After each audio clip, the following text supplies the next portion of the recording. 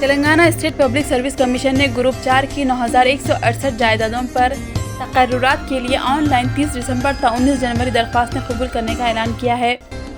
Commission نے اپنی پہلی جاری کردہ شیڈول میں حکومت کے 25 محکمہ جات میں 24 دسمبر سے درخواستیں وصول کرنے کا فیصلہ کیا تھا، تاہم اس عمل میں معمولی تبدیلی کرتے ہوئے 30 دسمبر سے درخواستیں قبول کرنے کا تازہ اعلان کیا گیا ہے۔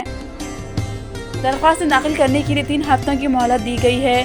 امتحان آبجیکٹو ٹائپ میں ہوگا اور یہ امتحان اپریل یا مئی میں منعقد ہوگا۔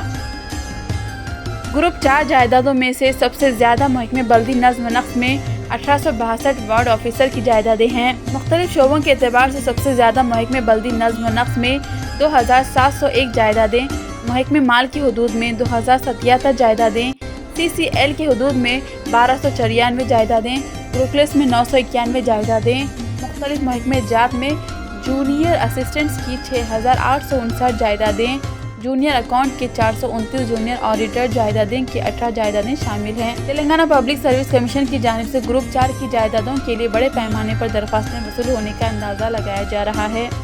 توقع کی جا رہی ہے کہ 6 تا 7 لاکھ درخواستیں وصول ہوں گی۔ سال 2018 میں ریاست بھر سے 700 VRO کی جائیدادوں کے لیے تقریباً 10 لاکھ سے زائد درخواستیں وصول ہوئی تھیں۔